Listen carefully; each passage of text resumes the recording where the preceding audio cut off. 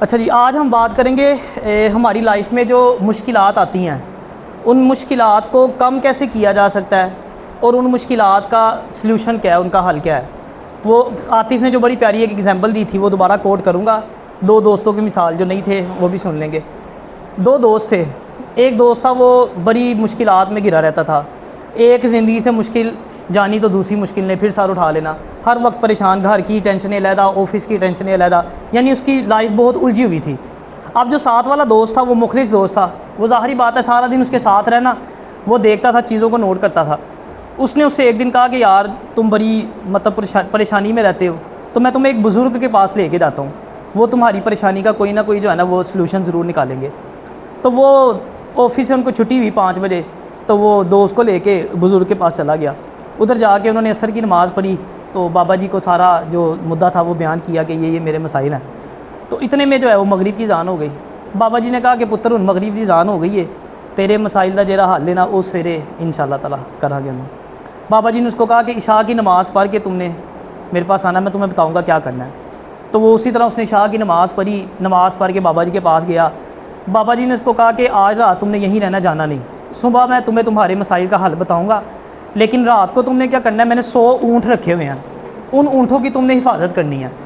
اور انہوں نے ساتھ اس کو تاکید کی کہ تم نے تب تک سونا نہیں جب تک 100 کے 100 اونٹ بیٹھ نہ جائیں۔ اب جناب اس کی ڈیوٹی لگا دی، ان 100 اونٹ کتوں بیٹھن، 2 کو بٹھائے 2 کھڑے ہو رہے، پھر 4 کو بٹھائے پھر 4 کھڑے ہو رہے، ساری رات یہی کرتے کرتے گزر گئی۔ 100 تو نہیں نا بٹھا سکتا تھا بیچارہ۔ صبح جب فجر کی نماز کے ٹائم بابا جی کے پاس آیا، بابا جی نے پوچھا ہاں بھائی کیا حوال ہے، بتاؤ کیا بنا رات کو، صحیح تھے، نیند اچھی طریقے سے آئی ہے؟ وہ کہا سوتا گیا، آپ نے کہا تھا جب تک اونٹ نہیں بیٹھتے سارے تب تک آپ نے سونا نہیں، تو میں تو ساری رات اونٹ ہی بٹھاتا رہا ہوں، ایک کو بٹھاتا تھا دوسرا کھڑا رہتا تھا، دوسرے کو بٹھاتا تھا تیسرا کھڑا رہتا۔ بابا جی نے بڑا پیارا جواب دیا، آپ نے کہا کہ زندگی بھی اس طرح ہی ہے، ایک مشکل ختم ہوگی دوسری سر اٹھا لے گی، ایک آزمائش سے نکلو گے پھر دوسری آ رہے گی، تو یہ ساتھ ساتھ ہی چلنا ہے۔ یعنی اگر آپ یہ کہیں نا، آپ مسائل جو آپ کی لائف میں آتے ہیں، مشکلات جو آتی ہیں، مصیبتیں آتی ہیں، اس کو کم کر سکتے ہو، ٹھیک ہے نا، اس کا حل نکال سکتے ہو، لیکن آپ یہ کہو کہ آئیں ہی نا، یہ ایسا نہیں ہو سکتا۔ یہ اونٹوں والی مثال، کتنوں کو ختم کرو گے، ایک ختم کرو گے مصیبت پھر دوسری آ رہے گی، ایک آزمائش سے نکلو گے پھر دوسری آ جائے گی۔ حضور نبی پاک صلی اللہ علیہ وسلم کی حدیث پاک ہے نا کہ جو دنیا ہے وہ مسلمان کے لیے قید خانہ ہے، کافر کے لیے جنت ہے۔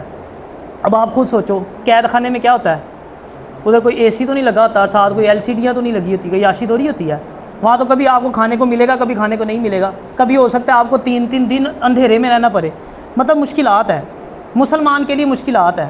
لیکن اس میں پریشانی والی بات نہیں ہے کہ آپ سن کے جی کافرن و عیاشی تو ساڈے واسطے دیریاں تکلیفاں، جو مشکلات آپ کے لیے ہیں نا اس کا پھر اجر بھی ہے۔ اللہ تعالیٰ اپنے نیک بندوں کو آزماتا ہے، اور جس کی جتنی بڑی آزمائش ہوتی ہے نا اللہ تعالیٰ اس کو اتنا ہی بلند مرتبہ عطا فرماتا ہے۔ آپ دیکھیں، آپ نے وہ تیر اور کمان دیکھا نا، کمان کو جتنا زیادہ کھینچتے ہیں تیر اتنا ہی دور جاتا ہے، تو پھر جس کے اوپر جتنی زیادہ مصیبتیں آئیں گی نا اس کو اتنا ہی بلند مرتبہ ملے گا۔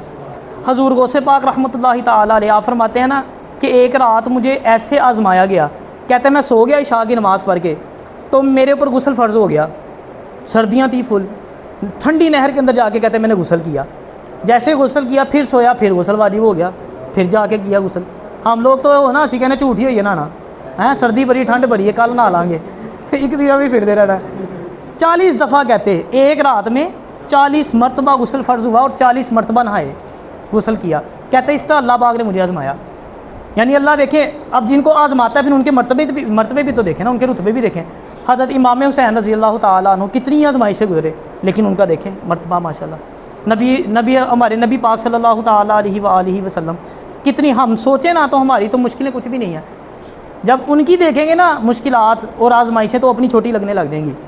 تو اس لیے اگر مصیبتیں آتی ہیں تو پریشان نہیں ہونا۔ ہاں اگر آپ کے اوپر مصیبت آئی ہے، پریشانی آئی ہے، اب آپ نے چیک کرنا ہے کہ یہ واقعی ہی اللہ کی طرف سے آزمائش ہے یا میرے اوپر عذاب ہے اللہ کا کہ اللہ مجھ سے ناراض ہے، تو پھر ایک چیز دیکھ لینی ہے، اگر تو اس مصیبت نے آپ کو اللہ سے دور کر دیا ہے تو سمجھ لو کہ وہ اللہ کا آپ کے اوپر عذاب ہے، اللہ ناراض ہے آپ سے۔ اور اگر اس مصیبت نے اس مشکل نے آپ کو اللہ کے قریب کر دیا ہے تو وہ پھر اللہ کی طرف سے آزمائش ہے، صبر سے کام لینا۔ جیسے ہمارے اوپر بعض اوقات کوئی مصیبت آتی ہے تو ہم نماز پڑھنا، بعض اوقات بندہ نماز نہیں پڑھتا ہوتا لیکن مصیبت آتی ہے جیسے ہی وہ درود پڑھنے لگ جاتا ہے، وہ وظائف پڑھتا ہے، وہ گر آتا ہے اللہ کے آگے، نماز پڑھنا شروع کر دیتا ہے، ایون کہ تہجد پڑھنا شروع کر دیتا ہے، تو یہ وہ اللہ کے قریب ہو گیا نا، اس مشکل نے آپ کو اللہ کے قریب کر دیا۔ تو ایسے بھی لوگ آپ نے دیکھے ہوں گے، کوئی مصیبت آتی ہے سارا دن ایک کونے میں پڑے رہتے ہیں، نہ نماز کا پتہ ہے نہ جو ہے قرآن کا پتہ ہے، اور جو نشے کرنے لگ جاتے ہیں، سگریٹ پینے لگ گئے، ٹینشن ہے جی، ٹینشن ہے تو اللہ کے حضور پیش ہو تاکہ آپ کی ٹینشن کم ہو۔ تو اگر اب آپ نے ڈیفائن کر لیا، آپ کو پتہ لگ گیا ہے کہ واقعی یار میں اللہ سے دور ہو گیا ہوں، تو توبہ کرنی ہے آپ نے، ٹھیک ہے نا، توبہ کریں، نماز پڑھیں، جب مصیبت ہے نا کوئی بات نہیں، صبر سے کام لینا ہے، پتہ لگ گیا آپ کو، توبہ کریں، توبہ طائب کر کے آگے ہوں۔ اچھا اب یہ تو ہو گیا کہ وہ مصیبتیں جو ہماری لائف میں آتی ہیں، کچھ مصیبتیں ایسے بھی ہوتی ہیں جو ہم اپنے گلے خود ڈالتے ہیں، یعنی ہمارا ایٹیٹیوڈ ہی ایسا ہوتا ہے کہ وہ راہ جاندے ہی مصیبت جڑی ہے نا کھچ کے اپنے والے آنے ہیں۔ کیسے؟ اب اس سے ٹیکل کرنے کے لیے آپ کو اپنی لائف میں کچھ چینجز لانی پڑیں گی، کچھ تبدیلیاں کرنی پڑیں گی، کچھ عادات کو چھوڑنا پڑے گا۔ اس میں سے پہلی عادت جو آپ نے چھوڑنی ہے نا، ری ایکشن دینا چھوڑ دیں۔ جس دن آپ اپنا ری ایکشن کم کر دیں گے نا، آپ عظیم انسان بن جائیں گے۔ ہم لوگ ری ایکشن، آپ نے دیکھا کبھی غور کیا اللہ کی طرف سے کتنا کم ری ایکشن آتا ہے کبھی ری ایکشن؟ ہم کتنے گناہ کرتے ہیں، جیسی ہماری کرتوتیں ہیں نا، ہم گناہ کریں نا تو زمین پھٹ جائے، ہم اندر چلے جائے، نہیں ری ایکشن آتا، کرتے جا رہے ہیں، گناہ کرتے جا رہے ہیں۔ ہمارے ملک میں کیا نہیں ہوتا بتائیں مجھے آپ؟ جو ہمارے حالات ہیں ہمارے اوپر آ کے نا، ساری یہ پوری بلڈنگ ہمارے اوپر آگے گر جائے یا زمین پھٹے اور ہم اندر چلے، لیکن نہیں ری ایکشن آتا اللہ کی طرف سے، وہ درگزر کرتا ہے، معاف کر دیتا ہے۔ تو ہم نے بھی یہی جو ہے نا وہ رویہ اپنانا ہے، ری ایکشن کم کریں، کوشش کریں ری ایکشن کم کریں اور رسپونڈ کریں، رسپونڈ بھی اچھے انداز میں کرنا ہے۔ لیکن ہم کیا کرتے ہیں، ہم اگلے بندے کے لیول پہ جا کے اس کو جواب دیتے ہیں۔ ہم کہتے ہیں اس نے گالی دی ہیں تو میں 2 گالیاں دوں گا، اس نے مجھے اگر بک ماری ہے تو میں اس کو کرسی اٹھا کے ماروں گا۔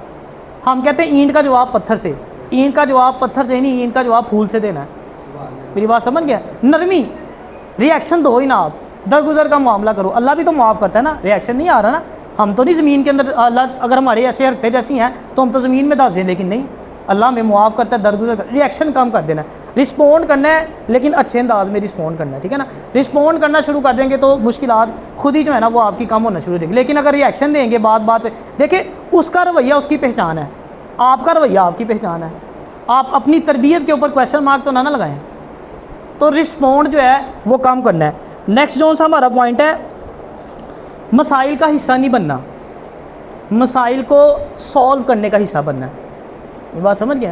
یعنی بات کو مزید بڑھانا نہیں ہے، سلوشن کی طرف جانا ہے۔ اگر کہیں مسئلہ پیش آ جاتا ہے، کہیں لڑائی جھگڑا ہے، تب بجائے کہ آپ اس کو ہوا دیں مزید، اس کو ٹیکل کرنے کی کوشش کریں، سلوشن میں شامل ہوں، پرابلم کے اندر شامل نہ ہوں۔ اور لاسٹ پہ کوشش کریں کہ لوگوں سے بات کیا کریں، لوگوں کے بارے میں بات نہ کیا کریں۔ یہ پوائنٹ بڑا گہرا ہے، اس کو آپ نے نوٹ کرنا ہے۔ لوگوں سے بات کرنی ہے، لوگوں کے بارے میں بات نہیں کرنی۔ ہمیں اگر کسی سے کوئی ایشو ہوتا ہے نا تو ہم اس کے بارے میں ٹنڈورا پیٹنا شروع کر دیتے ہیں۔ شادی کے بعد جاؤں گا، وہ فلانے نے مجھے ایسے کہا، اس کی چگلیاں بھی کروں گا، غیبت بھی کروں گا، اور 2 پاس سے لگا کے بھی بتاؤں گا۔ اس طرح پھر فساد پھیلتا ہے نا۔ اگر اس کو پتہ لگے گا کہ آپ سارا یہ معاملہ کرے، پھر لڑائی جھگڑا بھرے گا، پھر غیبت آپ علیحدہ کر رہے ہو، چگلی آپ علیحدہ کر دے، گناہوں کے اندر ملوث ہو رہے ہو۔ تو آپ نے، اگر آپ کو کسی سے پرابلم ہے نا تو آپ اس سے بات کریں، اس پرابلم کو سولو کر لیں، دوسروں سے نہ کریں۔ ہم اس سے بات نہیں کرتے جس سے ہمیں پرابلم ہوتی ہے، باقی پوری دنیا نہ گل کر رہے ہیں۔ لاسٹ پہ آپ کو 1-2 چھوٹی نصیحتیں کروں گا کہ خود کو ایسا بنائیں کہ جس محفل میں بیٹھے ہوں وہاں لوگ آپ سے محبت کریں، اور جب اس محفل سے اٹھ کے چلے جائیں تو لوگ آپ کو یاد کریں، اور جس جگہ آگے آپ جا رہے ہو وہاں پہ لوگ آپ کا انتظار کریں۔ اور لاسٹ پہ ایک چیز کہوں گا، اکثر بچے کہتے ہیں نا کہ ہمارا پڑھنے کو دل نہیں کرتا، پڑھائی کرنے کا دل نہیں کرتا، تو آج وقت ہے، لیکن آج آپ کا دل نہیں کرتا، کل وقت نہیں ہوگا، آپ کا دل کرے گا۔ کل کو جب دکانوں پہ جا کے چھوٹی موٹی نوکریاں کرو گے، مزدوریاں کرو گے، تب آپ کا بڑا دل کرے گا۔ کل جب سارا دن مزدوری کرو گے، رات کو وہ 200 روپے آپ کے ہاتھ میں پکڑا دیں گے، تب بڑا دل کرے گا، لیکن تب وقت نہیں ہوگا، وقت نکل گیا ہوگا، صرف پچھتاوا ہوگا۔ تو اس لیے یا تو زندگی بنا لو اپنی، یا بہانے بنا لو۔